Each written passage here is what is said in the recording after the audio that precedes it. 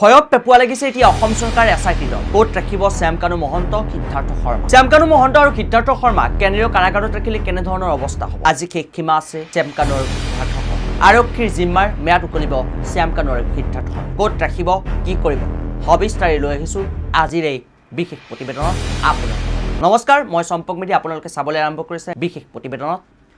ইতিমধ্যে সময়সীমা উকলিবৰ সময় হৈছে শ্যামকানু আৰু সিদ্ধাৰ্থৰ শ্যামকানু মহন্ত আৰু সিদ্ধাৰ্থ শৰ্মাক গ্ৰেপ্তাৰ কৰা হৈছিল 1 অক্টোবৰত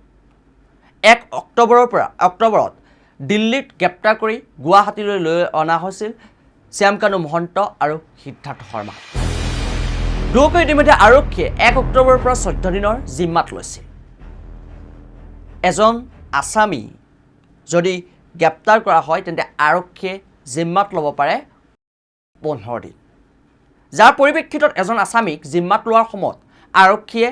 এজন আসামীক 5 দিনকৈ বা 3টা পৰ্যায়ত ভাগ কৰি লয় কিন্তু একে সময়তে শ্যামকানু আৰু সিদ্ধাৰ্থক একেলগে লোৱা হ'ল 14টাকৈ দিন 14টাকৈ আৰক্ষীৰ জিম্মাত বিচাৰিলে আৰক্ষীয়ে আৰু অৱশেষত আৰক্ষীৰ জিম্মাত দিয়া হ'ল 14টাকৈ দিন ইতিমধ্যে আজি শেষ সীমা 14 দিন উকলি গ'ল শ্যামকানু মহন্ত আৰু সিদ্ধাৰ্থ শৰ্মা আজি শেষ সময়ত এতিয়া প্ৰশ্ন হৈছে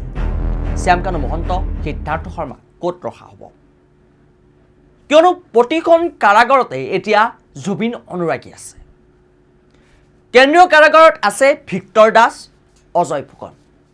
ভিক্টৰ দাস এনে এজন ব্যক্তি যিজন ব্যক্তি জীৱিত কালত জুবিনৰ লগত যেনেধৰণে দেখিবলৈ পোৱা গৈছিল সেই দৃশ্য দেখিলে আপুনি হতবাক হ'ব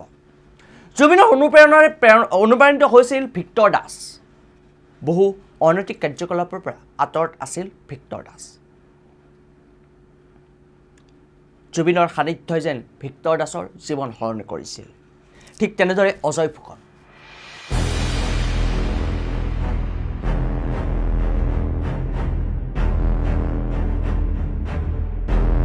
দুজনকৈ বিশেষ চৰ্চিত ব্যক্তি আছে বৰ্তমান কেন্দ্ৰীয় কাৰাগাৰত গতিকে এতিয়া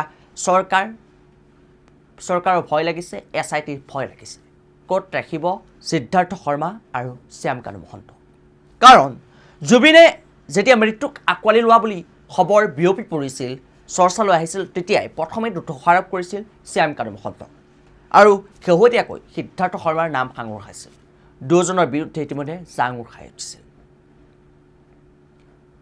সিদ্ধাৰ্থ শৰ্মাৰ বাসগৃহত যেতিয়া এছআইটিয়ে অভিযান চলাইছিল আৰু সেই সময়ত সিদ্ধাৰ্থ শৰ্মা বাসগৃহত থকা বুলি জুবিন অনুৰাগীসকলে ভৰপূৰ হৈছিল সিদ্ধাৰ্থ শৰ্মাৰ বাসগৃহৰ সন্মুখত সকলোৱে বিচাৰিছিল সিদ্ধাৰ্থ শৰ্মাক সন্মুখত লাগে কিন্তু নাই সিদ্ধাৰ্থ শৰ্মা সেই সময়ত বাসগৃহত নাছিল অৱশেষত 1 অক্টোবৰত সিদ্ধাৰ্থ শৰ্মা আৰু শ্যামকানু মহন্তক গ্ৰেপ্তাৰ কৰা হ'ল আৰু আজি শেষ সীমা শ্যামকানু মহন্ত আৰু সিদ্ধাৰ্থ শৰ্মা আৰক্ষীৰ জিম্মাৰ ম্যাদ উকলিব কিন্তু ক'ত ৰাখিব শ্যামকানু মহন্ত আৰু সিদ্ধাৰ্থ শৰ্মা এইবাৰ চৰ্চা চলিছে বহিৰা ৰাজ্যত শ্যামকানু আৰু সিদ্ধাৰ্থক হয়তো ৰখাৰ পূৰ্ণ সম্ভাৱনা আছে কিন্তু সন্ধিয়া ভাগলৈকে গম পোৱা যাব শ্যামকানু আৰু সিদ্ধাৰ্থৰ ক'ত ৰাখিব আৰক্ষীয়ে এছআইটি দলে শ্যামকানু আৰু সিদ্ধাৰ্থৰ বিৰুদ্ধে কেনেধৰণৰ চাৰ্জশ্বিট দাখিল কৰিব সেয়া হ'ব পৰৱৰ্তী সময়ত লক্ষণীয়